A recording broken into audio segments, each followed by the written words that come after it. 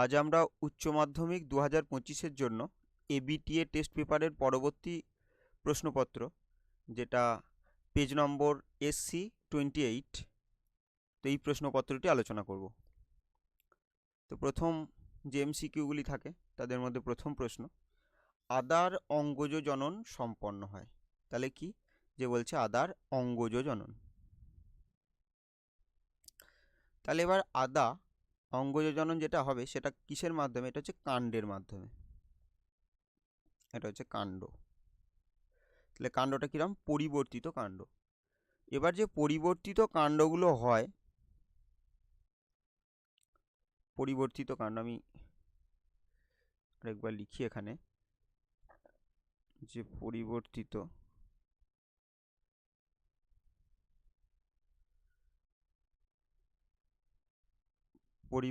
কাণ্ড,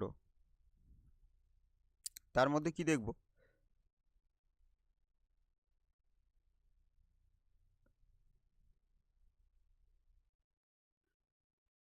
একটা কি তিনটে ভাগে ভাগ করব আমরা কাকে? এই পরিবর্তিত কাণ্ডকে, যেগুলো অঙ্গজ জনন ঘটায়। একটাকে বলতে পারি কি বায়বীয় কাণ্ড, বায়বীয়। আর কি বলবো? অর্ধ বায়বীয়। এবং আর একটা কি বলবো? মৃদগত।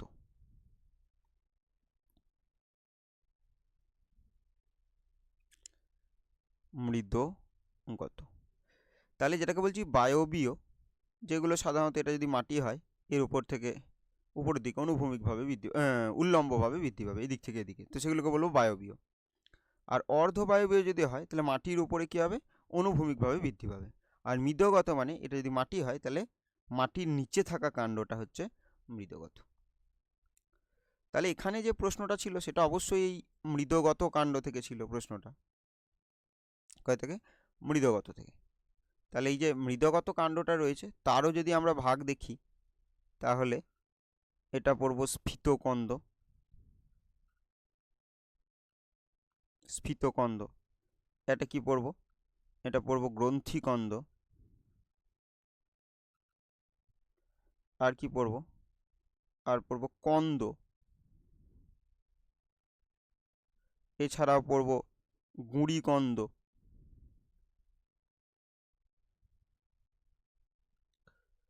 গুঁড়িকন্দ। আর যেগুলো অর্ধবায়বীয় দেখছি, এখানে জায়গাটা এটা মুছে দিই। তাহলে যেগুলো অর্ধবায়বীয় দেখছি, তো সেখানে আমরা যেটা পড়বো সেটা হচ্ছে একটা ধাবক।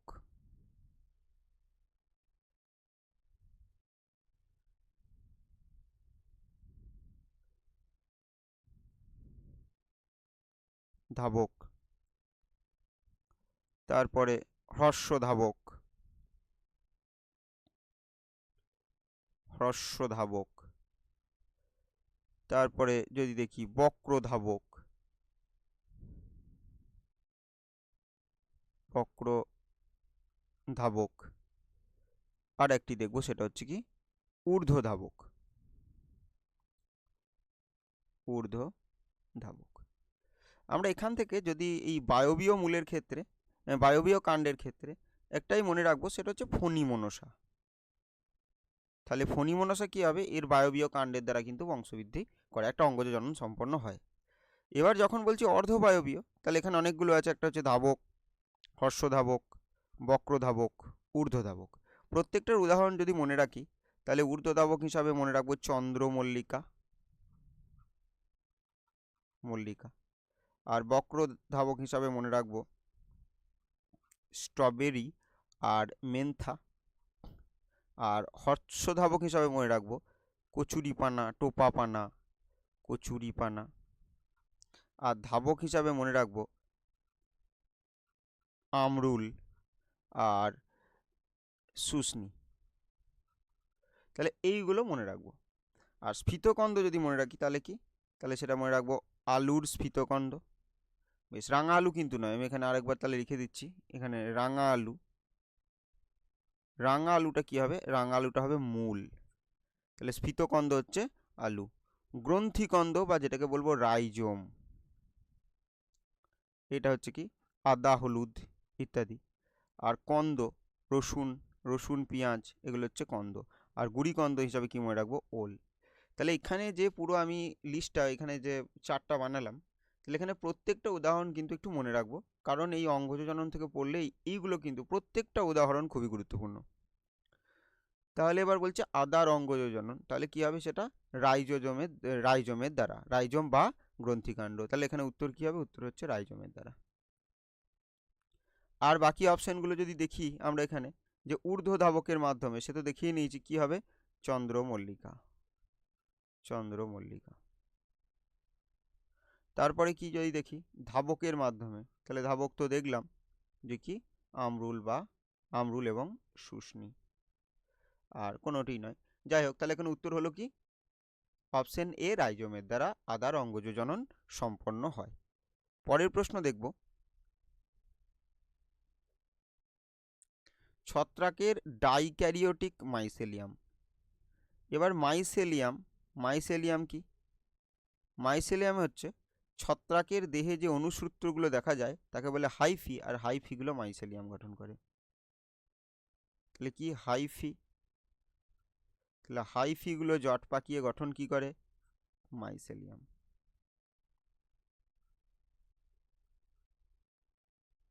আর মাইসেলিয়াম দিয়ে কি হয়? ছত্রাক তৈরি হয়। তাহলে হাইফিটা কি? ছত্রাকের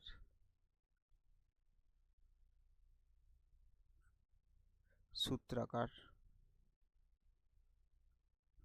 গঠন। তাহলে ছত্রাকের সূত্রাকার গঠনকে বলে হাইফি, আর সেটা থেকে কি তৈরি হয়? মাইসেলিয়াম। বেশ, তাহলে এবার বলছে ডাইক্যারিওটিক। এই নাম যদি দেখি ডাইক্যারিওটিক, তাহলে এখানে আমরা প্রথমে খেয়াল করব এই শব্দটাকে ডাই, আর তারপরে যেটা দেখব সেটা হচ্ছে কি? এই ক্যারিওটিক। তাহলে এখানে ডাই মানে হচ্ছে কি? ডাই বলতে কি বলতে চাইছে? ডাই বলতে দুই। ডাই বলতে কি বলছে? দুই। আর ক্যারিওটিক বলতে কি? নিউক্লিয়াস। তাহলে ক্যারিয়ন মানে নিউক্লিয়াস।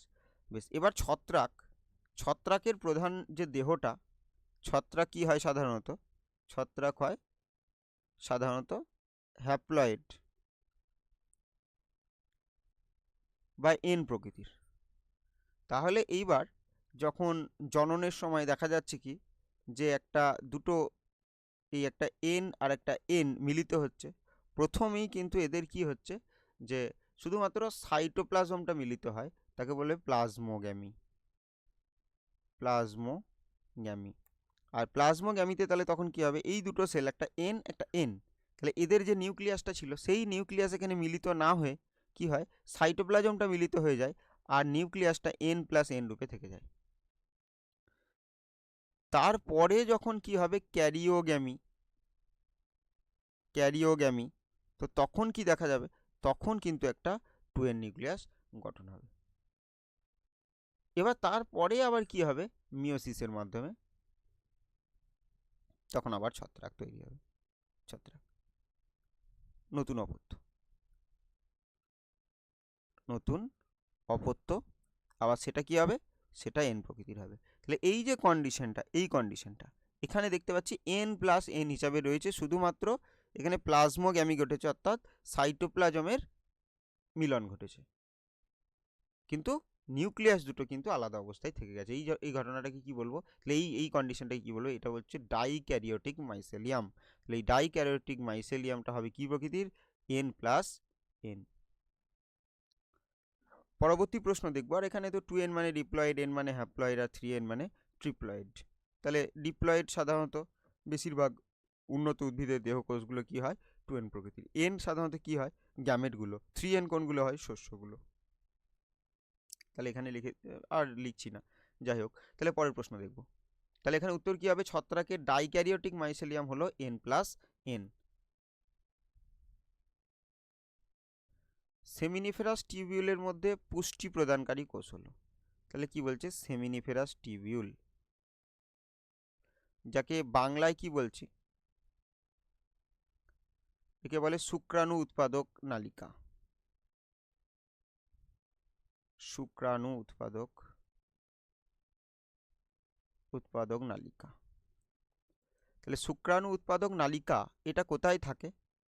এটা থাকে হচ্ছে শুক্রাশয়ের মধ্যে, যে লবিউলগুলো আছে সেই লবিউলের মধ্যে। তাহলে একটা শুক্রাশয়ের মধ্যে, এটা শুক্রাশয়, তাহলে শুক্রাশয়ের মধ্যে আমরা কি প্রকোষ্ঠ দেখতে পাবো 200 থেকে 300টি প্রকোষ্ঠ।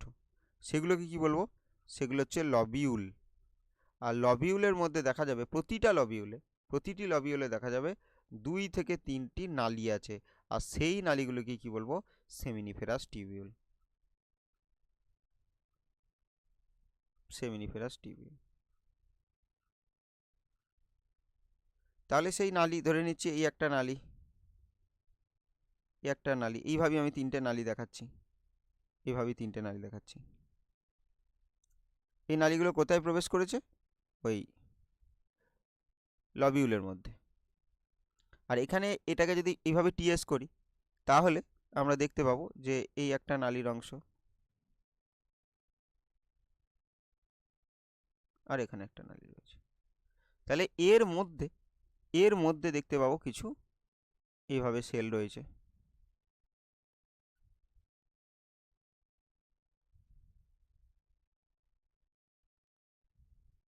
এভাবে কিছু সেল রয়েছে। আমরা এই যদি দুটো সেলকে দেখি, এখানে এঁকেছি এই দুটো যে সেল, তাহলে এটাকে আমরা বলছি কি সার্টোলির কোষ। সার্টোলির কোষ। আর এইগুলোকে, যেগুলো এই সাইডে রয়েছে, এগুলোকে কি বলবো? এগুলো বলবো জাম কোষ। তাহলে এগুলো সার্টোলির কোষ, আর এগুলো কি? জাম কোষ। তাহলে এই সার্টোলির কোষের কি কাজ? সার্টোলির কোষের কাজ হচ্ছে পুষ্টি প্রদান করা। কাকে পুষ্টি প্রদান করা? শুক্রাণুকে। আর এই যে জাম কোষের কাজ কি? এর কাজ হচ্ছে শুক্রাণু উৎপাদন করা। শুক্রাণু উৎপাদন। তাহলে এবার এখানে কি বলছে? সেমিনিফেরাস টিউবিউলের মধ্যে পুষ্টি প্রদানকারী কোষ হলো। তাহলে পুষ্টি কে দেয়? পুষ্টি দেয় সার্টোলির কোষ। শুক্রাণু কে উৎপাদন করে? জাম কোষ। তাহলে পুষ্টি প্রদানকারী কোষটা কি হবে? সার্টোলির কোষ। আর এখানে প্রথম যেটাই ছিল লেডিগের কোষ, এই জায়গায় লেডিগের কোষ থাকে। এটাকে বলে ইন্টারস্টিসিয়াল স্থান। ইন্টারস্টিসিয়াল স্থান। আর এখানে যে কোষগুলো থাকে সেই কোষগুলোকে কি বলবো? বা ইন্টারস্টিসিয়াল সেলও বলতে পারি, ইন্টারস্টিসিয়াল সেল, বা এটাকে বলবো লেডিগের কোষ। লেডিগের কোষ কি কাজের? এর কাজ হচ্ছে টেস্টোস্টেরন ক্ষরণ করা। তাহলে লেডিগের কোষের কি কাজ? টেস্টোস্টেরন ক্ষরণ করা। তাহলে এখানে যদি লিখি লেডিগের কোষের কাজ কি? টেস্টোস্টেরন ক্ষরণ।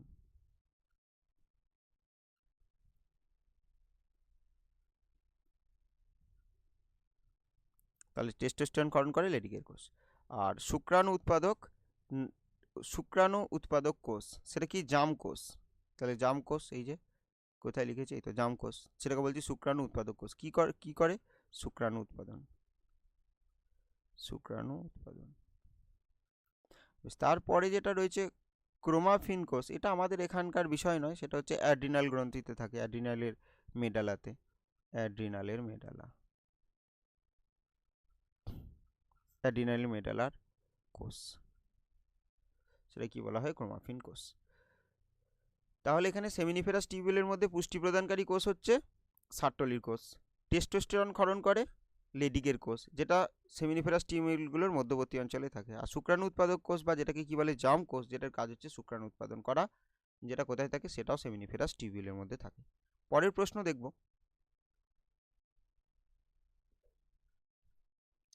ডাউন সিনড্রোমের কারণটি হলো। তাহলে কি দেখছি? Down syndrome. তাহলে ডাউন সিনড্রোম, তাহলে এটা কি? এটা একটা ক্রোমোজোম ঘটিত ত্রুটির কারণে হয়। যে ডাউন সিনড্রোমে দেখা যায় যে 47টা ক্রোমোজোম হয়ে গেছে। ক্রোমোজোম থাকার কথা কটা? 46টা। তাহলে 46টার বদলে এখানে কটা হয়ে গেছে? 47টা ক্রোমোজোম। তাহলে 2n সমান 46 হওয়ার কথা, কিন্তু এখানে 2n সমান হয়ে যায় কত? 47। কি দেখা যায়? যে 45টা হয়ে যায় অটোজোম, আর XX, অথবা বলতে পারি কি 45A প্লাস XY। তাহলে এটা স্ত্রী পুরুষ উভয়ের ক্ষেত্রেই এই রোগটা কিন্তু হতে পারে। তাহলে স্ত্রী পুরুষ উভয়ের ক্ষেত্রেই এই রোগটা হতে পারে। আর সেখানে দেখা যাবে 45A+XY বা 45A+XX, এই দুটো কিন্তু এদের ক্যারিওটাইপ দেখা যায়। তাহলে এটা হচ্ছে কি ডাউন সিনড্রোমের ক্যারিওটাইপ। বলছে ডাউন সিনড্রোমের কারণটা কি? কারণটা হচ্ছে কি, এখানে উত্তর হবে কি, যে ক্রোমোজোমের নন ডিসজাংশন। তাহলে আমরা যদি দেখি যেটা একটা কোষ, আর সেই কোষের এখানে কি ছিল, মিওসিস ঘটার সময় এই ধরে নিই যে এই একটা ক্রোমোজোম, 3টে ক্রোমোজোম দিয়ে দেখাই, বেশ 3 জোড়া। তাহলে এই দুটো কি, এই দুটো পরস্পর হোমোলগাস ক্রোমোজোম, এটার কথা বলছি, এটা আর এটা।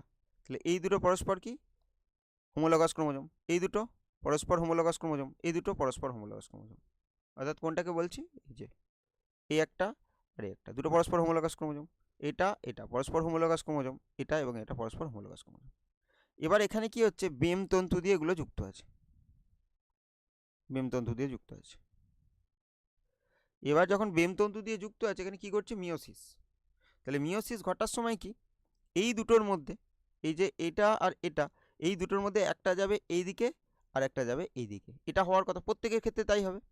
কিন্তু এখানে আমি ধরে নিচ্ছি এটা 21 নম্বর ক্রোমোজোম, আমি ধরে নিচ্ছি এটা 21 নম্বর ক্রোমোজোম। তো এখানে এই দুটোই আমি ধরে নিচ্ছি উপরের দিকে চলে গেল। তাহলে উপরের দিকে যাওয়ার কথা কটা ছিল, মিওসিসের মাধ্যমে কি তৈরি হবে, গ্যামেট তৈরি হবে, এখানে যেহেতু মিওসিস ঘটেছে। তাহলে এখানে আমি ধরে নিচ্ছি টোটাল 46টা ক্রোমোজোম ছিল। তাহলে যাওয়ার কথা কোথায় ছিল, উপর দিকে 23 আর নিচের দিকে 23। তাহলে কিন্তু দেখতে পাচ্ছি কি, এই দুটোই উপর দিকে চলে গেছে। তাহলে যখন এই ক্ষেত্রে দুটোই উপর দিকে চলে গেছে, তো এই ক্ষেত্রে উপরে কটা চলে গেছে, উপরে চলে গেছে 24টি, আর নিচে চলে গেছে কটা, 22টি। তাহলে এই যে 24টি ক্রোমোজোম থাকলো, তাহলে 24টি ক্রোমোজোম থাকলো, তাহলে তার মধ্যে আমি যদি বলি যেখানে 23টা হয়ে গেল অটোজোম আর একটা হলো সেক্স ক্রোমোজোম। এইবার এটা যখন কোনো স্বাভাবিক একটা গ্যামেটের সাথে মিলিত হবে, তাহলে সেখান থেকে কটা আসবে, 22টা আর একটা সেক্স ক্রোমোজোম। তাহলে 22 আর 23-এ কটা হয়ে যাবে, 45টা এ হয়ে যাবে, আর প্লাস দুটো সেক্স ক্রোমোজোম থাকবে, সেক্স ক্রোমোজোম দুটো থাকবে। তাহলে এটা কিসের জন্য, এই ঘটনাটাকে কি বলবো, এটা নন ডিসজাংশন। এই দুটো একটা এদিকে একটা এদিকে একটা এদিকে চলে যেত, যেটা স্বাভাবিক হতো তাকে বলতাম ডিসজাংশন। তাহলে এখানে ক্রোমোজোমের কি হয়েছে, নন ডিসজাংশন। তাহলে নন ডিসজাংশনের জন্য ডাউন সিনড্রোম হচ্ছে কত নম্বর ক্রোমোজোমে, 21 নং ক্রোমোজোমে। 21 নং ক্রোমোজোমে কি হচ্ছে, নন ডিসজাংশন। তাহলে যে পরিস্থিতিটা সৃষ্টি হচ্ছে সেটা কি, একটা এক্সট্রা ক্রোমোজোম চলে আসছে। তাহলে এটা 1 2 3, এটা ধরে নিচ্ছি 21 নম্বর ক্রোমোজোম, এটা 22, এটা 23, এটা ধরে নিচ্ছি 21 নম্বর ক্রোমোজোম। এখানে যদিও ডট ডট দেওয়া দরকার ছিল, বেশ এখানে 1 2 দিয়ে ডট ডট দিয়ে লিখলাম, এটা 21 নম্বর ক্রোমোজোম। তাহলে এই যে 21 নম্বর ক্রোমোজোমটা, তাহলে এইদিকে জোড়া একটা তোর থাকবেই যখন জীব সৃষ্টি হবে, যখন 2n হবে, তো তার সাথে আর একটাও যদি থেকে যায়, এটা এক্সট্রা। তাহলে এই 21 নম্বর ক্রোমোজোমটা যে জোড়টা, সেটা কটা হয়ে গেলে, একটা দুটো তিনটে। তাহলে এই ঘটনাটা কি বলবো, ট্রাইজমি। তাহলে এখানে জিজ্ঞাসা করতে পারতো যে 21 নম্বর ক্রোমোজোমের ট্রাইজমির ফলে কি হয়, সেটা হচ্ছে ডাউন সিনড্রোম। তাহলে ডাউন সিনড্রোম হচ্ছে 21 নং ক্রোমোজোমে, 21 নং ক্রোমোজোমের ট্রাইজমি আর ক্রোমোজোমের নন ডিসজাংশন। এর পরের অপশন কি রয়েছে, ক্রসিং ওভার। তাহলে ক্রসিং ওভার কাকে বলবো, ওই সমস্ত ক্রোমোজোমের মধ্যে খণ্ডাংশের বিনিময়। সমস্ত ক্রোমোজোমের কার মধ্যে, নন সিস্টার ক্রোমাটিডের মধ্যে। তাহলে সমস্ত ক্রোমোজোমের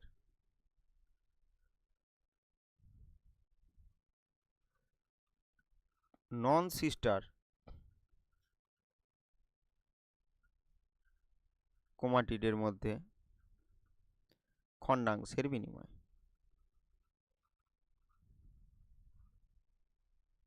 তারপর কি আছে, লিঙ্কেজ। তো লিঙ্কেজটা কি, লিঙ্কেজ হচ্ছে দুটো, এই একটা দেখি যদি ক্রোমোজোম হলো, আর ধরে নিচ্ছি যে ক্রোমোজোমের ঠিক এখানে একটা জিন আছে, এখানে একটা জিন আছে, তাহলে যত কাছে থাকবে জিনটা, আর একটা ক্রোমোজোমের ক্ষেত্রে যদি দেখি যে একটা এখানে আছে আর একটা এখানে আছে, তাহলে যদি ক্রসিং ওভার হয়, তাহলে এই যে 1 নম্বর আর 2 নম্বর এদের কিন্তু আলাদা হওয়ার চান্স থাকবে। কিন্তু এখানে 1 আর 2 যদি ক্রসিং ওভারও হয়, তাহলে সাধারণত কী হবে, এই দুটোই একই সাথে অন্যটাতে চলে যাবে। তো তার জন্য কী হবে, এই দুটো জিন যেহেতু কাছাকাছি আছে, তো একে অপরের সাথে লিঙ্কড হয়ে আছে, তো এই দুটো জিনকেই 1 নম্বর 2 নম্বর জিনকে কি বলবো, লিঙ্কড জিন। আর এই ঘটনাটা এখান থেকে পরবর্তী প্রজন্মে এই দুটো একসাথে যাওয়াকে কি বলবো, লিঙ্কেজ। তাহলে কোনো একটি ক্রোমোজোমের একদম পাশাপাশি যদি দুটি জিন অবস্থান করে এবং তারা যদি একই সাথে পরবর্তী অপত্যজনুতে সঞ্চারিত হতে পারে, তাহলে সেইটাকে কি বলবো, সেই ঘটনাকে বলবো লিঙ্কেজ। আর একটা হচ্ছে কি সেক্স লিঙ্কড উত্তরাধিকার। তাহলে এক্স ক্রোমোজোমে বা ওয়াই ক্রোমোজোমে সেক্স ক্রোমোজোমে যে বৈশিষ্ট্যগুলো থাকে, তো সেইগুলো পরবর্তী প্রজন্মে যাওয়ার যে পদ্ধতি, তো সেটাকে কি বলবো, সেক্স লিঙ্কড ইনহেরিটেন্স বা সেক্স লিঙ্কড উত্তরাধিকার। তাহলে সেগুলো কি, সেক্স ক্রোমোজোমের জন্য সেক্স ক্রোমোজোমের সাথে একটা প্রজন্ম থেকে পরবর্তী প্রজন্মে যাচ্ছে, তাকে বলবো সেক্স লিঙ্কড উত্তরাধিকার। পরের প্রশ্ন দেখব। তাহলে এখানে উত্তর কী হবে, ডাউন সিনড্রোমের কারণটি হলো ক্রোমোজোমের নন ডিসজাংশন। কত নম্বর ক্রোমোজোমে, 21 নং ক্রোমোজোমে। তার ফলে কি ঘটছে, ট্রাইজমি ঘটছে। সেটাকে কি বলছি, ডাউন সিনড্রোম। এটা স্ত্রীদের ক্ষেত্রে হতে পারে, পুরুষদের ক্ষেত্রে হতে পারে। স্ত্রীদের ক্ষেত্রে হলে তার ক্যারিওটাইপ কী হবে, 45A+XX। পুরুষদের ক্ষেত্রে কী হবে, 45A+XY। পরের প্রশ্ন দেখব। যে সজ্জারীতির মাধ্যমে mRNA সরাসরি প্রোটিন গঠন করে, তাহলে একটা সজ্জারীতি যার জন্য mRNA সরাসরি প্রোটিন গঠন করছে, তাহলে এই একটা দেখছি, ধরে নিই mRNA। তাহলে mRNA-তে এগুলো পরপর কি আছে, এগুলো পরপর আছে নিউক্লিওটাইড। ধরে নিচ্ছি এগুলো নিউক্লিওটাইড, এগুলো হাইড্রোজেন বন্ধন ধরছি না, এগুলোকে ধরে নিচ্ছি কি, এগুলো সব নিউক্লিওটাইড। তাহলে ধরে নিচ্ছি যে এইখান থেকে এই যে অঞ্চলটা, এই একটা নির্দিষ্ট অ্যামাইনো অ্যাসিড, একটা নির্দিষ্ট প্রোটিন তৈরির জন্য দায়ী, এই জায়গাটা একটা নির্দিষ্ট প্রোটিন তৈরির জন্য দায়ী। আবার এখানে আবার স্টপ কোডন চলে এসছে, এবার এখান থেকে আবার এই অঞ্চলটা ধরে নিচ্ছি, এটা প্রোটিন তৈরির জন্য দায়ী। তাহলে এটা mRNA। তাহলে mRNA-র এই অংশটা কি করে, প্রোটিন তৈরি করতে পারে। এই অংশটা কি তৈরি করতে পারে, প্রোটিন তৈরি করতে পারে। তাহলে এইটা হচ্ছে একটা এক্সন আর এইটা একটা এক্সন, আর এর মাঝের যে অঞ্চলটা, এইটাকে বলবো আমরা কি, ইন্ট্রন।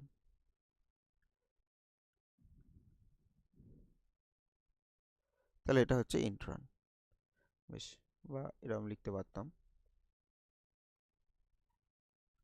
ইন্ট্রন। বেশ, তাহলে এগুলো হচ্ছে এক্সন আর এটা হচ্ছে ইন্ট্রন। তাহলে জানতে চাইছে যে সজ্জারীতি mRNA সরাসরি প্রোটিন তৈরি করে, তাহলে এই অঞ্চলটা নিশ্চয়ই প্রোটিন তৈরি করছে না, কিন্তু এই অঞ্চলটা করছে, এখান থেকে এই অঞ্চলটা করছে, এখান থেকে এই অঞ্চলটা করছে, তাহলে সেটাকে, সেটা এক্সন। তাহলে এখানে উত্তর কী হবে, উত্তর হচ্ছে এক্সন। তাহলে দুটি এক্সনের মাঝখানে কি থাকবে, ইন্ট্রন। আর কোডন কাকে বলবো, কোডন। কোডন বলতেই জেনেটিক কোড। এই যে পরপর তিনটে, এটা একটা mRNA, আর এখানে একটা আছে, এখানে একটা, এখানে, এই পরপর তিনটে নিউক্লিওটাইড একটা নির্দিষ্ট অ্যামাইনো অ্যাসিডের জন্য সংকেত বহন করে। তাহলে এই তিনটে একটা নির্দিষ্ট অ্যামাইনো অ্যাসিডের জন্য সংকেত বহন করবে, তারপরের তিনটে আর একটার জন্যে। তাহলে এইগুলোকে কি বলবো, এগুলো হচ্ছে কোডন বা জেনেটিক কোড। আর হচ্ছে অ্যান্টিকোডন। অ্যান্টিকোডন মানে এই mRNA-তে যেটা আছে, আবার এখানে আঁকছি, তাহলে আমরা ধরে নিচ্ছি এইটা একটা কোড, তাহলে এটা একটা কোড বা কোডন। এইবার এখানে একটা টিআরএনএ,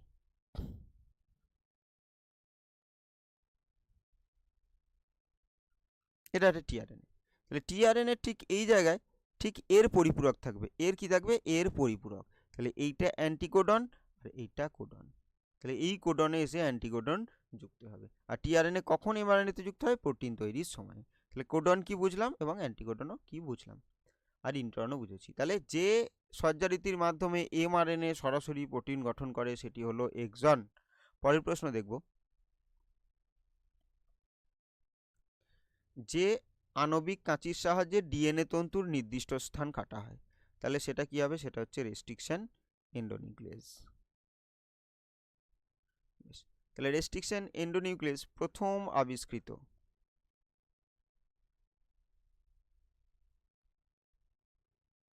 রেস্ট্রিকশন এন্ডোনিউক্লিয়াস। তাহলে এটা কি বলে, আণবিক কাঁচি। রেস্ট্রিকশন এন্ডোনিউক্লিয়াস, এই যে আণবিক কাঁচি, এটা হচ্ছে হিন্ট 2। তাহলে হিন্ট 2, বেশ। এই এইচটা কি জন্যে, এটা যেখান থেকে এই রেস্ট্রিকশন এন্ডোনিউক্লিয়াস এনজাইমটা পাওয়া গিয়েছিল তার এটা জেনাস। আইএনটা কি, এটা হচ্ছে তার স্পিসিস।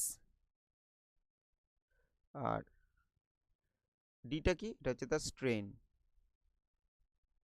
আর এটা হচ্ছে এটা নাম্বারিং, সেটা যেখানে রাখা হয়েছিল তার নাম্বারিং। আচ্ছা আচ্ছা আচ্ছা, না এটা নাম্বারিং, এটা ভুল বললাম। তাহলে এবার এখানে যে টুটা রয়েছে সেটা ওই নির্দিষ্ট ওই যে ব্যাকটেরিয়াটা সেটা থেকে পাওয়া উৎসেচকের ক্রম, অর্থাৎ এটা দ্বিতীয় পাওয়া গেছে, দ্বিতীয় উৎসেচক এটা। তাহলে এটা দ্বিতীয় উৎসেচক, যেটা হিমোফিলাস ইনফ্লুয়েঞ্জি থেকে পাওয়া গেছে। তাহলে সেটা হচ্ছে 2। এবার প্রথম যেটা পাওয়া গেছিল সেটাকে কেন প্রথম আবিষ্কৃত রেস্ট্রিকশন এন্ডোনিউক্লিয়াস বলছি না, কারণ সেটা নির্দিষ্ট সিকোয়েন্সকে কাটে না, র্যান্ডম কাটে। তো তার জন্য প্রথম রেস্ট্রিকশন এন্ডোনিউক্লিয়াস হচ্ছে ইনটু। এছাড়া একটা কি মনে রাখবো, ইকো R1, খুবই গুরুত্বপূর্ণ। তাহলে এটাও একটা রেস্ট্রিকশন এন্ডোনিউক্লিয়াস। তাহলে এখানে একটা প্রশ্ন থাকবে, এটা আলোচনা করছি না, এখানে একটা প্রশ্ন থাকবে যে এর রেকগনিশন সাইটটা কি।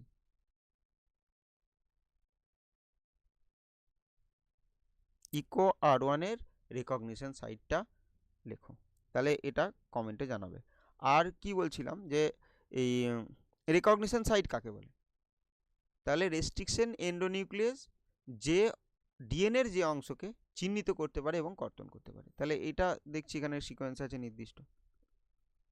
তাহলে যদি দেখি এইখান থেকে এই সিকোয়েন্সটাকে একটা নির্দিষ্ট রেস্ট্রিকশন এন্ডোনিউক্লিয়াস একে চিনবে, যেটা এই সিকোয়েন্সটা, আর ঠিক এই অংশটাকে কেটে দেবে।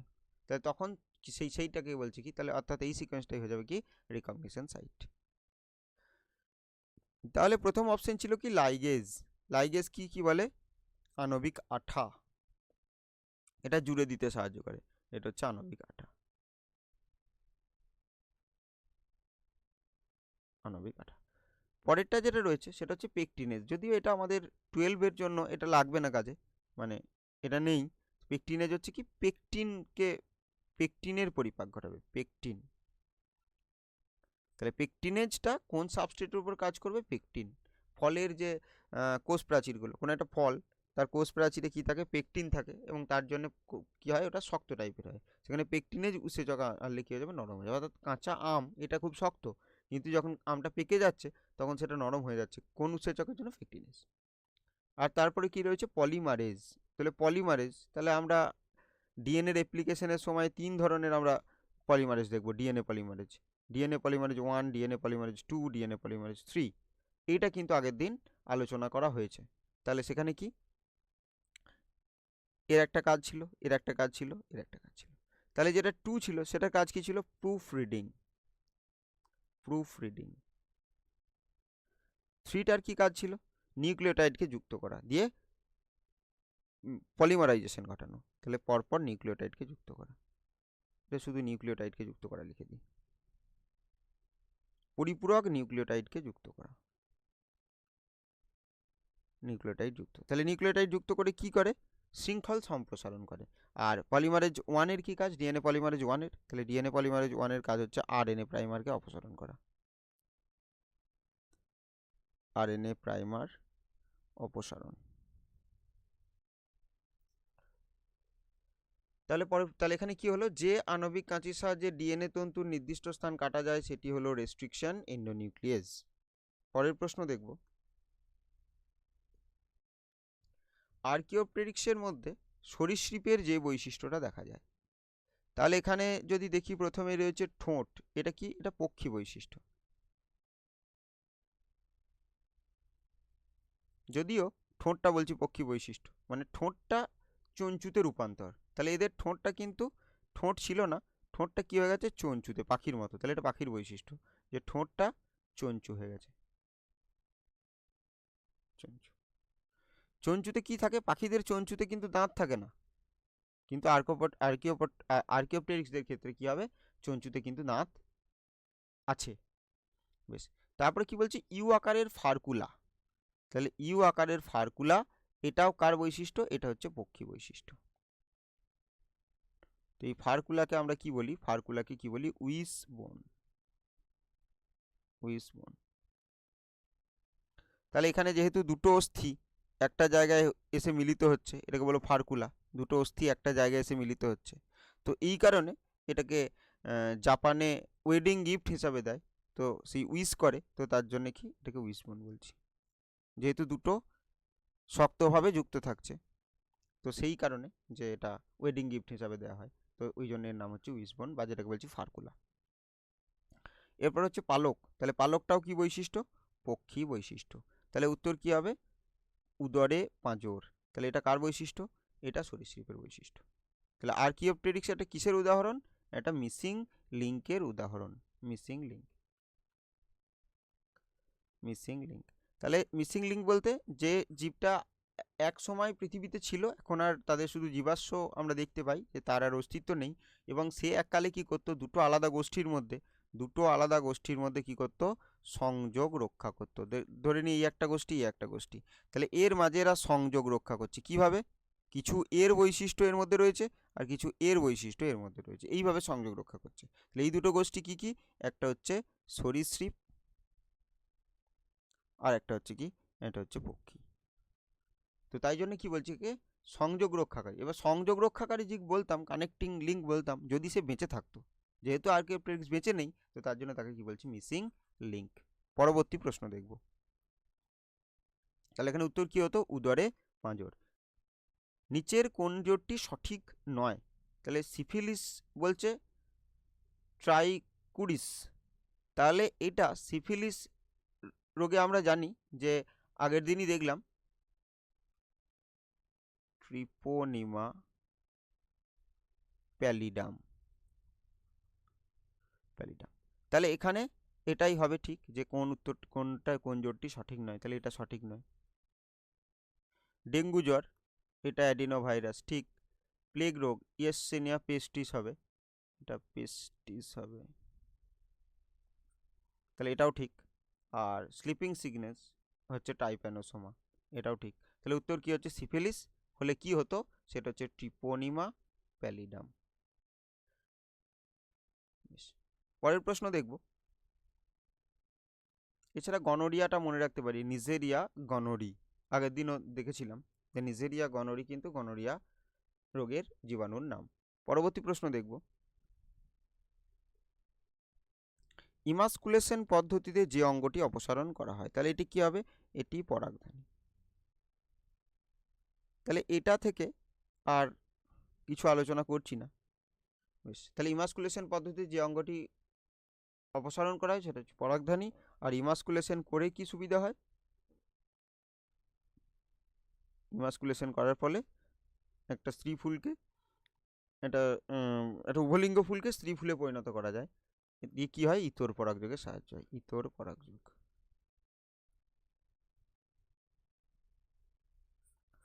তাহলে এই মেন্ডেলের পরীক্ষায় তিনি ইমাস্কুলেশন কার ঘটিয়েছিলেন? ইমাস্কুলেশন ঘটিয়েছিলেন হচ্ছে পিজনুর। পরবর্তী প্রশ্ন।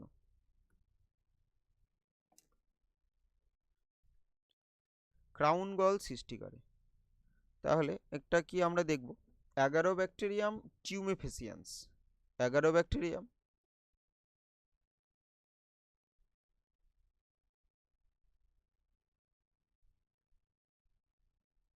টিউমেফেসিয়ান্স, তাহলে এই একটা ব্যাকটেরিয়া।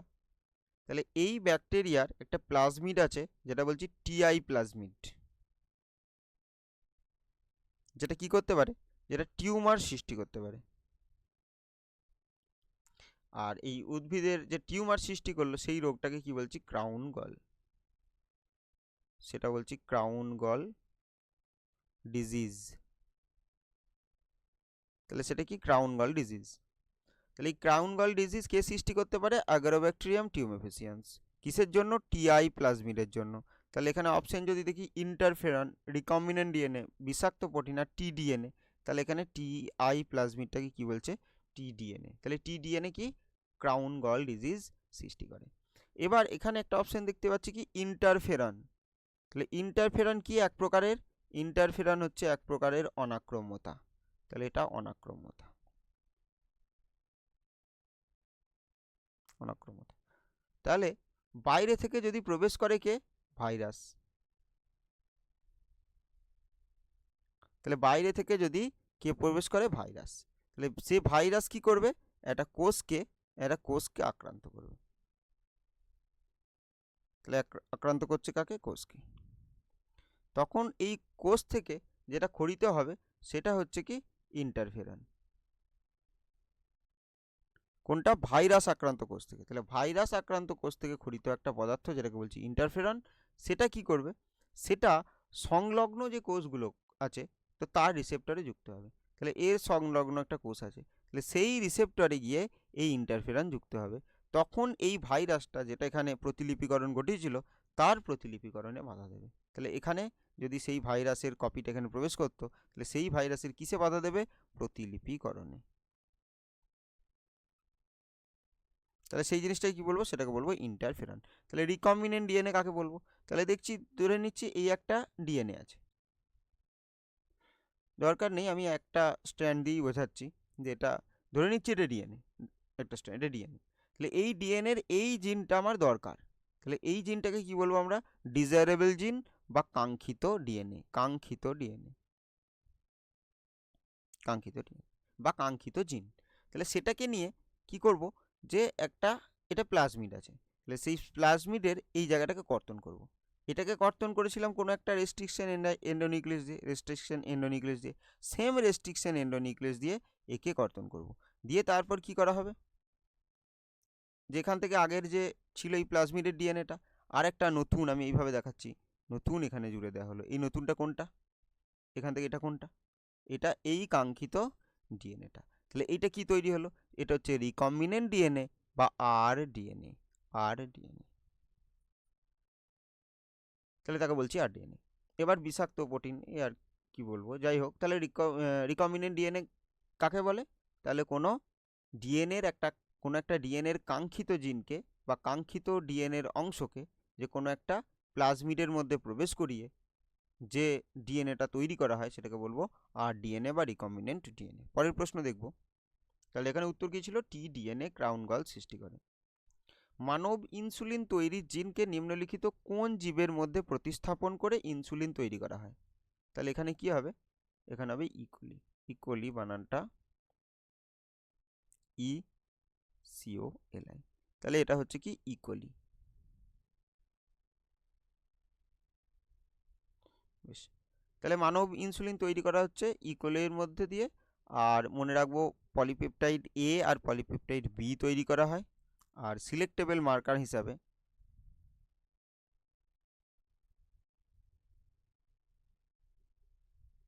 কাকে ব্যবহার করা হয়? জেড জিন। আর এই জেড জিন, এটা ল্যাক জেড জিন বলা ভালো, ল্যাক জেড জিন। এটা কি করতে পারে? বিটা গ্লাকটোসাইডেজ উৎসেচক তৈরি করে,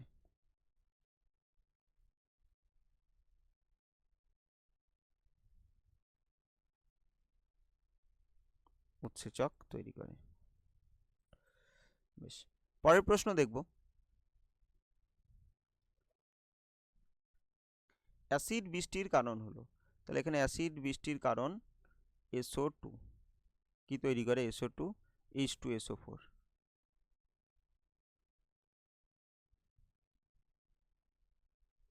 H2SO4।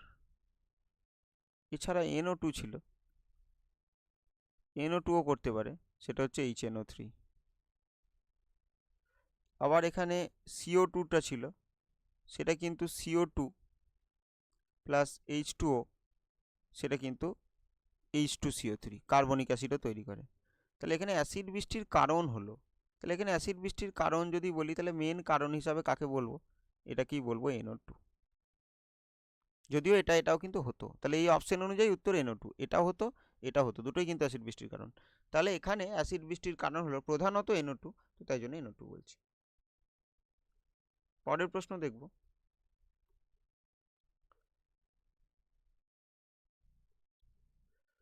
না, এটা SO2 করব দুটোই।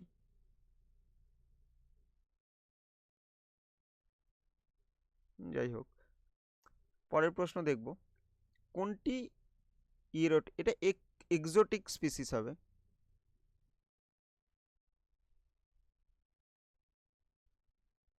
এক্সোটিক স্পিসিস, এক্সোটিক স্পিসিস মানে বহিরাগত প্রজাতি।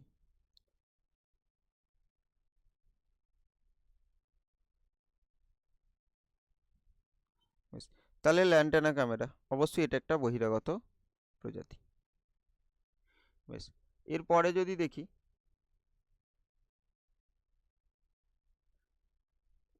আচ্ছা এটা প্রসোপিস, আচ্ছা নাইট পার্চ, ফাইকাস।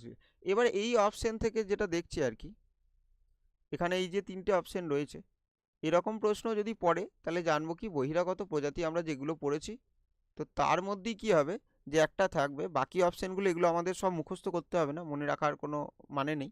তো সে কী হবে যে আমরা ওই বহিরাগত প্রজাতিটাকে এমনিই চিনতে পারবো। এছাড়া তেলাপিয়া থাকতে পারতো, কচুরিপানা থাকতে পারতো, কিছু একটা থাকতো, আর এটা তো বললাম এটা এটা কী হবে, এক্সোটিক। বেশ, তাহলে সেটা ল্যান্টানা ক্যামেরা। পরের প্রশ্ন দেখব, এমসিকিউ, লাস্ট এমসিকিউ। লাইকেন কোন দূষক নির্দেশ করে? তাহলে লাইকেন নির্দেশ করে হচ্ছে SO2 কে। SO2-র যে দূষণ তাকে নির্দেশ করে হচ্ছে লাইকেন। পরের প্রশ্ন দেখব, তাহলে এই হচ্ছে 14টা এমসিকিউ শেষ আমাদের। এরপর কি, HCG কোথা থেকে খরিত হয়? এটাকে আমরা এইরকম না, এইরকম লিখতে পারতাম, HCG, অথবা এরকম করে লেখা হয় HCG। তাহলে এটা আগেও আলোচনা করেছি আমরা, হিউম্যান কোরিওনিক গোনাডোট্রপিন। তাহলে হিউম্যান কোরিওনিক গোনাডোট্রপিন এটা প্লাসেন্টা থেকে খরিত হয়।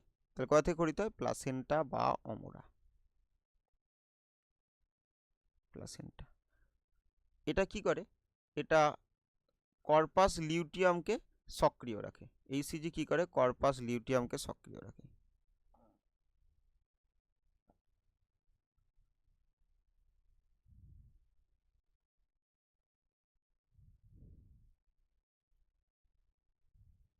তাহলে কর্পাস লিউটিয়ামকে সক্রিয় রাখে, আর কর্পাস লিউটিয়াম কি তৈরি করে? প্রোজেস্টেরন। আর প্রোজেস্টেরন কি করে? গর্ভাবস্থা নিয়ন্ত্রণ করে। বেশ, আর এই যে প্লাসেন্টা থেকে আরও খরিত হওয়া যদি হরমোনের নাম মনে রাখি, তাহলে একটা HPL, human placental Lactogen, human placental Lactogen, এটা দুগ্ধকরণে সাহায্য করে। বেশ, দুগ্ধ উৎপাদনে সাহায্য করে। বেশ, আর যেটা মনে রাখবো সেটা হচ্ছে রিল্যাক্সিন। রিল্যাক্সিনটা প্রসবে সাহায্য করে, প্রসব।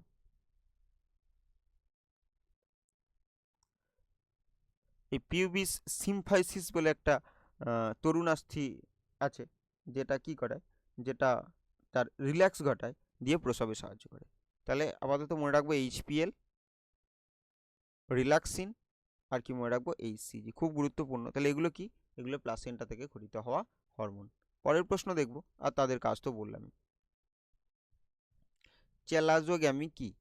তাহলে এটা আমরা কি কি পড়বো? এটা পোরোগ্যামি, এখান থেকে মনে রাখবো পোরোগ্যামি, আর মেসোগ্যামি, আর চ্যালাজোগ্যামি।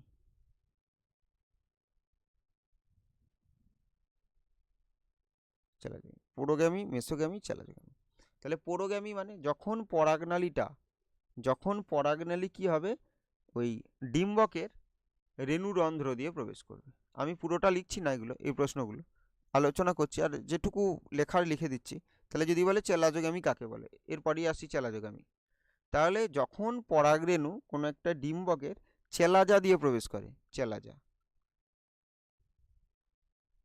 চেলাজা দিয়ে প্রবেশ করে, বা ডিম্বক মূল দিয়ে প্রবেশ করে, তো তখন তাকে বলবো চ্যালাজোগ্যামি। আর যদি ডিম্বক ত্বক দিয়ে প্রবেশ করে, তখন তাকে বলবো মেসোগ্যামি। তাহলে পরাগ নালী যদি ডিম্বক রন্ধ্র দিয়ে, রেণুরন্ধ্র দিয়ে প্রবেশ করে ডিম্বকের, তাহলে তাকে কি বলবো? আচ্ছা, রেণুরন্ধ্র বলে দিয়েছি, কি হবে? ডিম্বক রন্ধ্র। ডিম্বক রন্ধ্র, বা যেটাকে বলবো মাইক্রোপাইল দিয়ে যদি প্রবেশ করে, তাহলে তাকে কি বলবো? তাকে বলবো পোরোগ্যামি। আর যদি ডিম্বক ত্বক দিয়ে প্রবেশ করে, তাহলে মেসোগ্যামি। আর যদি চেলাজা দিয়ে বা ডিম্বক মূল দিয়ে প্রবেশ করে, তখন তাকে চ্যালাজোগ্যামি বলবো। পরের প্রশ্ন, সহপ্রকটতা। আগের দিনের যে পেজ ছিল সেখানেও আলোচনা করেছি। তাহলে সহপ্রকটতা মানে দুটো অ্যালিল একসাথেই প্রকট। যেমন মানুষের রক্তের এবীয় রক্তের এবি শ্রেণীটা। তাহলে যখন কি বলবো যে এই একটা ক্রোমোজোম আর এই একটা ক্রোমোজোম, তাহলে দুটি সমস্ত ক্রোমোজোমের একই লোকাসে থাকা দুটি জিন, দুটি অ্যালিল, সেই দুটো অ্যালিলের যদি একই সাথে বৈশিষ্ট্যের একই সাথে প্রকাশ ঘটে, তাহলে কি বলবো যে দুটি সমস্ত ক্রোমোজোমের একটা নির্দিষ্ট লোকাসে থাকা দুটি অ্যালিল এর যদি বৈশিষ্ট্য একই সাথে প্রকাশ ঘটে তখন সেই ঘটনাটাকে সহপ্রকটতা বলবো। যেমন এবি রক্তের শ্রেণী, এবি শ্রেণী, এবি রক্ত শ্রেণী। তাহলে একটা ক্রোমোজোমে আছে এ অ্যান্টিজেন তৈরি করছে আর একটা ক্রোমোজোম বি অ্যান্টিজেন তৈরি করছে, দুটোই তৈরি করতে পারছে। মানে একটাতে অ্যালিল এ ছিল, একটাতে বি ছিল, তার মধ্যে একটা প্রকট হলে সেটাই প্রকাশ পাচ্ছে এরকম ব্যাপার না, দুটোই একসাথে প্রকাশ পাচ্ছে। পরের প্রশ্ন দেখব লোফার সিনড্রোম। তাহলে লোফার সিনড্রোমটা আমরা কোন রোগের ক্ষেত্রে দেখব? এটা হচ্ছে অ্যাসকারিয়াসিস। অ্যাসকারিয়াসিস।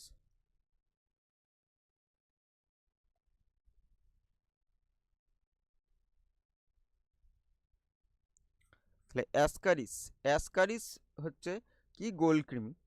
তো সেটা যখন প্রবেশ করে মানে মানুষের শরীরে প্রবেশ করে তাহলে একটা পর্যায়ে আসে, যে পর্যায়ে কি দেখা যায়, ওই নিউমোনিয়া দেখা যায়, শ্বাসকষ্ট, নিউমোনিয়া।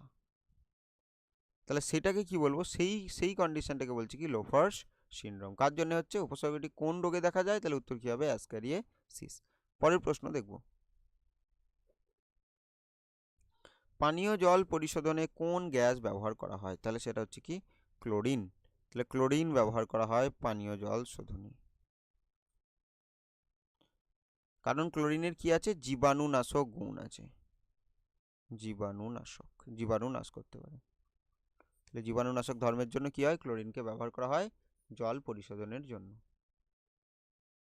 জল পরিশোধনের জন্য। পরের প্রশ্ন দেখব বায়োম কি? তাহলে বায়োম হচ্ছে একটি নির্দিষ্ট জলবায়ু ও ভৌগোলিক অঞ্চলে, তাহলে একটি বৃহৎ জলবায়ু এবং ভৌগোলিক অঞ্চল যেখানে একটা বিশেষ ধরনের জীব সম্প্রদায় দেখা যায়, যেহেতু এটা কমন টাইপের পুরোটা অঞ্চল জুড়ে। এই পুরোটা অঞ্চলে আমরা ধরে নিচ্ছি ভূপ্রকৃতি এক আর জলবায়ু, ভূপ্রকৃতিও এক জলবায়ু এক। তাহলে দেখা যাবে এই পুরোটাতে যে জীব বৈচিত্র্য দেখা যাবে তার মধ্যে একটা মিল দেখা যাবে। তাহলে পুরোটাকে একসাথে কি বলছি? পুরোটা একসাথে একটা বায়োম। তাহলে আমরা যদি দেখি যে এই পৃথিবী, এটা নিরক্ষরেখা, এটা কর্কট ক্রান্তি রেখা, এটা মকর ক্রান্তি রেখা আছে। তাহলে এই অঞ্চলটায় একই রকম জলবায়ু দেখার কথা ছিল, কিন্তু দেখা যাচ্ছে কোনো একটা অঞ্চল আমরা ধরে নিচ্ছি এই অঞ্চলটা অরণ্য সৃষ্টি হয়েছে, কারণ প্রচুর বৃষ্টিপাত হয়, তাপ সব জায়গায় সেম আছে। এই জায়গায় একদমই বৃষ্টিপাত পায়নি, সেখানে কি হয়ে গেছে? সেখানে মরুভূমি। আর এখানটা তৃণভূমি। আমরা ধরে নিচ্ছি, এটা এভাবে রাখি যে এটাকে বলছি কি অরণ্য, আর এখানটা মরুভূমি, আর মাঝখানটা তাহলে কি হবে? তৃণভূমি। তাহলে অরণ্য বায়ম, মরু বায়ম, তৃণভূমি বায়ম। আর একদম এই দিকে যদি চলে যাই তাহলে কি হবে? সেটা তুন্দ্রা বায়ম। তাহলে কটা হয়ে গেল? চারটে। তাহলে অরণ্য বায়ম, তৃণভূমি বায়ম আর মরু বায়ম, আর এদিকে কি পাচ্ছি? তুন্দ্রা বায়ম। এবার এছাড়াও আর কি পাবো? যে একটা জলজকে আলাদা করে দিই জলজ, আর একটা আলাদা করে দিই কি ম্যানগ্রোভ। তাহলে এই ধরনের বায়মগুলো আমরা দেখতে পাবো। পরবর্তী প্রশ্ন দেখব নিম্নলিখিত প্রশ্নগুলির উত্তর দাও। আচ্ছা, আইসোগ্যামি অ্যানাইসোগ্যামির মধ্যে আইসোগ্যামি আর উগ্যামির মধ্যে পার্থক্য। তাহলে আইসোগ্যামি মানে হচ্ছে গ্যামেট, দুটি গ্যামেট আইসো শব্দটা আছে একই রকম দেখতে, কি অনুযায়ী? আকৃতি, আকার, আয়তন সব সেম। আর উগ্যামি যদি হয়ে যায় তাহলে মেল গ্যামেটটা হয়ে যাবে আকারে ছোট এবং ফ্লাজেলাযুক্ত আর আলাদা রকম দেখতে। তাহলে মেল গ্যামেটটা আমি এরম করেই আঁকছি, শুক্রাণু। আর একটা কি বলছি? ডিম্বাণু। তাহলে এটা সচল, এটা অচল। তাহলে এই হচ্ছে আইসোগ্যামি আর হচ্ছে উগ্যামি। বেশ, তাহলে আইসোগ্যামির ক্ষেত্রে আমরা দেখতে পাচ্ছি কি যে আইসোগ্যামি দুটো গ্যামিটই যেটা রয়েছে আকার আকৃতিতে একই রকম, আর উগ্যামির ক্ষেত্রে আলাদা রকম। তাহলে আইসোগ্যামির ক্ষেত্রে যদি আমরা দেখি যে হতে পারে যে দুটোই মোটাইল হলো বা দুটোই নন মোটাইল হলো, আর উগ্যামির ক্ষেত্রে একটা মোটাইল হবে একটা নন মোটাইল হবে। আর আইসোগ্যামির ক্ষেত্রে একটাকে ম্যাক্রোগ্যামেট বলবো, ম্যাক্রো, আর একটাকে কি বলবো, মাইক্রোগ্যামেট। আর এখানে কি বলবো, শুক্রাণু আর ডিম্বাণু। এবার এই আইসোগ্যামি, আচ্ছা আচ্ছা, এটা আইসোগ্যামিতে ম্যাক্রো মাইক্রো বলে দিয়েছি, অ্যানাইসোগ্যামিতে মাইক্রো ম্যাক্রো হয়। এই দুটো একই রকম দেখতে, এখানে মাইক্রো ম্যাক্রোর কোনো ব্যাপার নয়, যে দুটো আছে দুটো একই রকম দেখতে হতে পারে। দুটোই চলনে অক্ষম, আবার হবে কি একটা চলনে সক্ষম একটা চলনে অক্ষম হতে পারে। দুটোই, আচ্ছা দুটোই চলনে সক্ষম হবে, হয় এরকম হবে যে দুটোই একই, দুটোই চলনে অক্ষম, হতে পারে দুটোই চলনে সক্ষম, তাহলে সেই রকম হলে আইসোগ্যামি হবে। আর এছাড়া এদের আকার আয়তন সব একই, সব একই, মানে এটা যেমন দেখতে এটাও সেরকম দেখতে, এর যে আয়তন এর তা আয়তন, এর যদি ফ্লাজেলা না থাকে এরও ফ্লাজেলা থাকবে না, এর যদি ফ্লাজেলা থাকে তাহলে এরও ফ্লাজেলা থাকবে, সেইটাকে বলছে আইসোগ্যামি। আর উগ্যামি মানে একটা আকারে বড় আর একটা আকারে ছোট, একটার ফ্লাজেলা আছে একটার ফ্লাজেলা নেই, যেটা ফ্লাজেলা আছে সেটা শুক্রাণু, আর যেটা ফ্লাজেলা নেই সেটা ডিম্বাণু। বেশ, তাহলে এই আইসোগ্যামি কাদের ক্ষেত্রে দেখা যাবে, যেমন মিউকর, ছত্রাক, এদের দেখা যাবে। আর উগ্যামি যত উন্নত জীব, মানুষের ক্ষেত্রে উগ্যামি দেখা যাবে। পরের প্রশ্ন দেখব, ক্রিস ক্রস উত্তরাধিকার কাকে বলে। তো যে ক্ষেত্রে যে বৈশিষ্ট্যগুলো সাধারণত এক্স ক্রোমোজোমে থাকা বা ওয়াই ক্রোমোজোমে থাকা বৈশিষ্ট্যগুলো যেগুলো থাকে, তো সেগুলো কি হয়, এক্স ক্রোমোজোমে থাকা যে বৈশিষ্ট্যগুলো, তাহলে সেগুলো কি দেখা যায়, যে পিতা থেকে কার মধ্যে কন্যা আর মাতা থেকে কার মধ্যে পুত্র, তাহলে এর মধ্যে সঞ্চারিত হয়, তাহলে এটাকে কি বলবো, ক্রিস ক্রস উত্তরাধিকার। পরের প্রশ্ন দেখব, এক্স ক্রোমোজোম বাহিত দুটি রোগের নাম, তাহলে কি বলবো, হিমোফিলিয়া বর্ণান্ধতা, হিমোফিলিয়া আর বর্ণান্ধতা। পরের প্রশ্ন দেখব, এসসিপি কাকে বলে, তাহলে এসসিপি মানে হচ্ছে অণুজীব থেকে, অণুজীব বিশেষত ব্যাকটেরিয়া, এর দেহ থেকে কি হয়, প্রোটিনকে নিঃসরণ করে, প্রোটিন নিয়ে কি তৈরি করা হয়, অনুপূরক খাদ্য তৈরি করা হয়। অনুপূরক কাদের, মানুষ ও গবাদি পশুর অনুপূরক খাদ্য তৈরি হয়, অনুপূরক খাদ্য, তাহলে সেটাকে কি বলবো, সেটা বলবো এসসিপি বা সিঙ্গেল সেল প্রোটিন।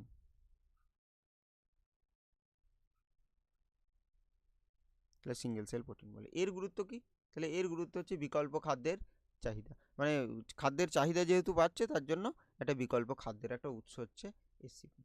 পরের প্রশ্ন দেখব, মেসোফাইট উদ্ভিদ কাকে বলে, যেগুলো খুব উষ্ণও নয়, খুব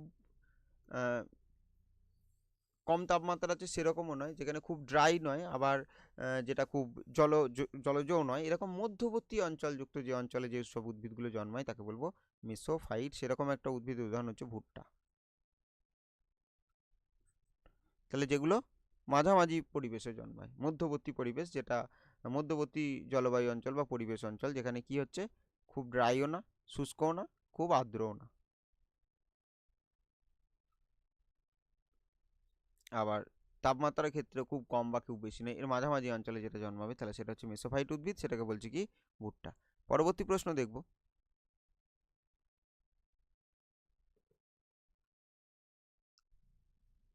কনসেলির মিমিক্রি কাকে বলে, উদাহরণ দাও। তাহলে এটা হচ্ছে কি, যে অনুকৃতি বা মিমিক্রি, তো যে ক্ষেত্রে কোনো জীব কি হয় মিমিক্রি করে নিজে বাঁচার জন্য, এটা যে কনসিলির আছে, এটাকে বাংলা, এর বাংলা বলছি গোপন অনুকৃতি, গোপন অনুকৃতি। তাহলে এক্ষেত্রে দেখা যাবে কোনো একটা জীব, যেমন পাতা পোকা বলে, এটা নাম সাধারণ একটা জীবের, পাতা পোকা, তাহলে যেটা দেখতে পুরো একটা পাতার মতো, তাহলে কোনো একটা গাছের পাতা এসে লুকিয়ে যাচ্ছে, তাহলে তাকে আর খুঁজে পাওয়া যাচ্ছে না, তাহলে সে পাতাটাকে মিমিক্রি করছে, অনুকরণ করছে, দিয়ে যার ফলে কি হচ্ছে শিকারী প্রাণী থেকে আত্মগোপন করছে, তাহলে সেটাকে কি বলবো, কনসিলির মিমিক্রি। এটা কখনো অ্যাগ্রেসিভ হতে পারে, কখনো আক্রমণাত্মক হতে পারে, কখনো সতর্কতামূলক হতে পারে, ওয়ার্নিং মিমিক্রি, তো বিভিন্ন ধরনের মিমিক্রি দেখা যায়। তাহলে কনসেলির মিমিক্রি বা যেটাকে বলছি গোপন অনুকৃতি, সেক্ষেত্রে কোনো একটা জীব কিছুর একটার মতো আকার ধারণ করে নিয়ে সেই জায়গায় লুকিয়ে যাবে, যেমন পাতার আকার মতো নিয়ে নিয়ে পাতা পোকা গাছের মধ্যে লুকিয়ে যায়। পরের প্রশ্ন দেখব, জিনোম ডিএনএ লাইব্রেরি ও সিডিএনএ লাইব্রেরির মধ্যে পার্থক্য। এখানে লিখে দিই যে এই এর নিচেই একটা হচ্ছে জিনোম ডিএনএ লাইব্রেরি, একটা জিনোম ডিএনএ লাইব্রেরি, আর একটা হচ্ছে সিডিএনএ। সিডিএনএটা এইভাবে লিখতে হয়, সি কমপ্লিমেন্টারি ডিএনএ। তাহলে এক্ষেত্রে কি দেখা যাচ্ছে, জিনোম লাইব্রেরিতে সাধারণত ডিএনএ থেকেই, একটা ডিএনএ ফ্র্যাগমেন্ট থেকেই ডিএনএ তৈরি করা হয়। আর এক্ষেত্রে কি দেখব, যে একটা আরএনএ আছে, আরএনএ, এমআরএনএ, তো সেইটা থেকে কি তৈরি করা হচ্ছে, সেইটা থেকে ডিএনএ তৈরি করা হচ্ছে। তাহলে এটা 1 নম্বর বুঝলাম, যে জিনোমিক ডিএনএ লাইব্রেরি থেকে ডিএনএ তৈরি হয়, আর সিডিএনএতে এমআরএনএ থেকে ডিএনএ তৈরি হয়। তাহলে এইটার যখন আমরা এই জিনোমিক ডিএনএ লাইব্রেরি থেকে যখন তৈরি করব, সেটা আমাদের কি দিয়ে কাজ হয়ে যাবে, রেস্ট্রিকশন এন্ডোনিউক্লিয়াস দিয়ে।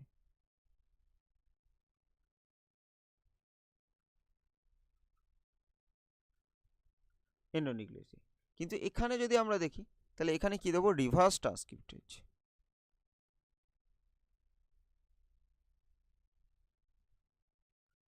তাহলে এটা দিয়ে কাজ হয়ে যাবে। তাহলে জিনোমিক ডিএনএ লাইব্রেরি, এই জিনোমিক যে ডিএনএ লাইব্রেরি, সেটা এক্সন, ইন্ট্রন, এই প্রত্যেকটাকে কি করতে পারবে, কপি করে দিতে পারবে। কিন্তু এইটা রিভার্স ট্রান্সক্রিপ্টেজ দিয়ে যেটা বানানো হচ্ছে, তো সেটা শুধুমাত্র কাকে পারবে, শুধুমাত্র পারবে এক্সনকে, যেহেতু সেটাই শুধু ট্রান্সলেশনের মাধ্যমে প্রোটিন তৈরি করতে পারবে। তাহলে সেই এমআরএনএ সেই অংশটা থেকে কিন্তু ডিএনএ করা সম্ভব। তাহলে এগুলো হচ্ছে কি সিডিএনএ লাইব্রেরি আর ডিএনএ লাইব্রেরির মধ্যে পার্থক্য। পরের প্রশ্ন দেখব, ক্যাসমোগ্যামাস আর ক্লিস্টোগ্যামাস ফুলের পার্থক্য। এখানে ক্যাসমোগ্যামাস এটা ক্লিস্টোগ্যামাস ফুলের নাম, এটা কানসিরা, মনে রাখবো।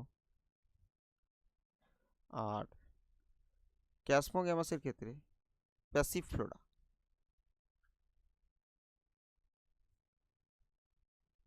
Passiflora SP. তাহলে ক্লিস্টোগ্যামাস কি, দুটো প্রায় একই রকম, দুটোই স্বপরাগযোগের জন্য অভিযোজন। তাহলে এখানে কি হবে, যে ফুলটা অপ্রস্ফুটিত অবস্থায় থাকবে, অপ্রস্ফুটিত, দিয়ে তার মধ্যে পুংকেশর চক্র, গর্ভকেশর চক্র সেই ফুলের মধ্যে থাকবে, ফুলটা অপ্রস্ফুটিত অবস্থায় রয়েছে, তাই দলমণ্ডল খুলে যায়নি, তাই কি হবে, তাদের স্বপরাগযোগ বাধ্যতামূলক হয়ে যাবে। আর ক্যাসমোগ্যামাস বলতে একই জিনিস, যতক্ষণ না পুংকেশর আর গর্ভকেশর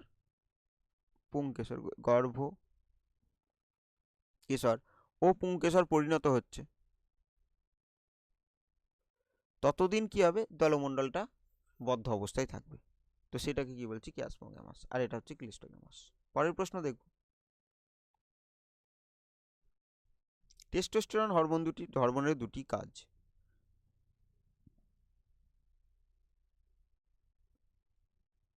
গৌণ যৌন লক্ষণ প্রকাশ, অবশ্যই পুরুষদের বলবো, পুরুষদের গৌণ যৌন লক্ষণ প্রকাশ, শুক্রাশয়ের ডেভেলপমেন্ট, শুক্রাশয়ের বৃদ্ধি, পেশিবহুল চেহারা। তাহলে এগুলো কি, এগুলো হচ্ছে টেস্টোস্টেরনের কাজ।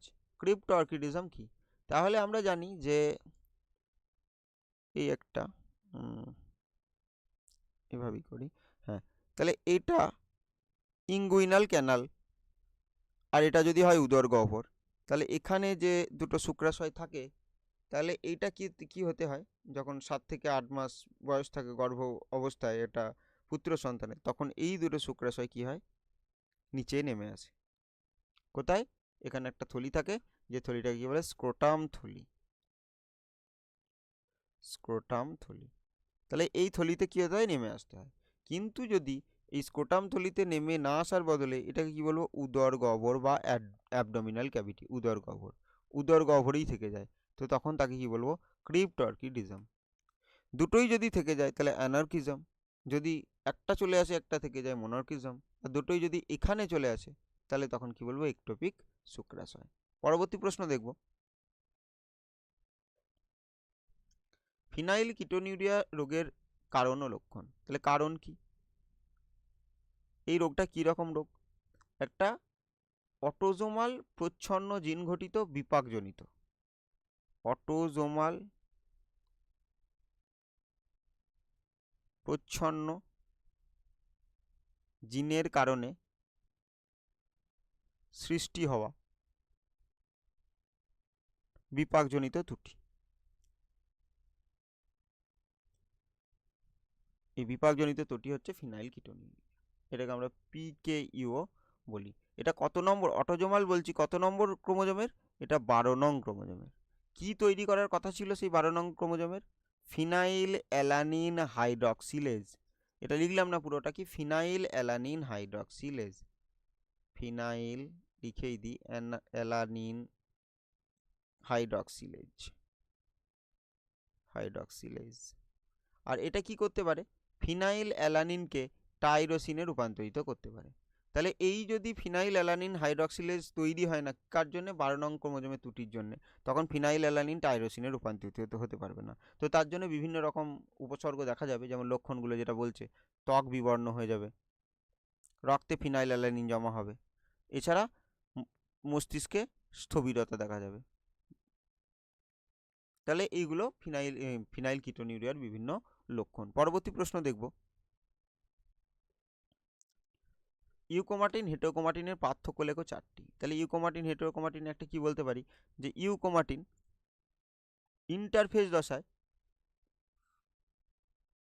এটা হালকা বর্ণে রঞ্জিত। তাহলে এটা বলবো হালকা বর্ণ, হালকা বর্ণ কখন? ইন্টারফেজ। আর এটা গাঢ় বর্ণ কখন? ইন্টারফেজ। যখন প্রোফেজ হয়ে যাবে তাহলে তখন এটা গাঢ় বর্ণ হয়ে যাবে, এটা হালকা বর্ণ হয়ে যাবে। তাহলে প্রোফেজে কি হয়ে যাবে? তাহলে ইউক্রোমাটিনটা কি হয়ে যাবে? গাঢ়, গাঢ়। আর এটা হয়ে যাবে কি? হালকা। কখন? প্রোফেজে। তাহলে প্রোফেজে। বেশ, এটা যদিও ভালো করে লিখিয়ে দিই একবার,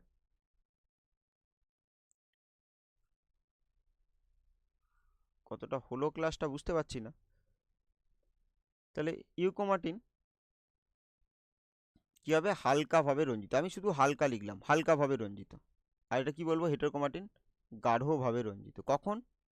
ইন্টারফেজ অবস্থায়। কখন? ইন্টারফেজ অবস্থায়। আই লিখলাম ইন্টারফেজ। 2, এটা কি হবে? গাঢ়ভাবে রঞ্জিত। আর এটা কি হবে? এটা হালকাভাবে রঞ্জিত। কখন এটা? এটা প্রোফেজ দশায়, এটা প্রোফেজ দশায়। ইউক্রোমাটিনে বেশি দেখতে পাবো কাকে? ডিএনএ কে, এর মাত্রা বেশি। আর হেটেরোক্রোমাটিনে কাকে দেখতে পাবো? আরএনএ কে বেশি দেখতে পাবো।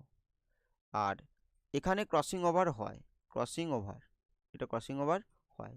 আর এটা যেহেতু ডিএনএ কম থাকে তাহলে এখানে ক্রসিং ওভার হয় না। এই জন্যই এটা কি হয়? ক্রসিং ওভার হয়, এটাকে বলবো সক্রিয়। আর এটা হয় না, তাই এটা কি বলবো? নিষ্ক্রিয়, নিষ্ক্রিয়। জাম্পিং জিন কাকে বলবো? তাহলে একটা ক্রোমোজোমের কোনো ডিএনএর অংশ যদি অন্য ক্রোমোজোমে স্থানান্তরিত হয়, সেই ঘটনাটাকে কি বলবো? সেই জিনটাকে কি বলবো? জাম্পিং জিন বা ট্রান্সপোজেবল এলিমেন্ট, ট্রান্সপোজেবল এলিমেন্ট, ট্রান্সপোজেবল এলিমেন্ট। তাহলে ট্রান্সপোজেবল এলিমেন্ট কাকে বলে? যখন দেখা যাচ্ছে কি যে একটা ক্রোমোজোমের একটা জিন স্থান পরিবর্তন করতে পারছে, তাকে জাম্পিং জিন বা ট্রান্সপোজেবল এলিমেন্ট।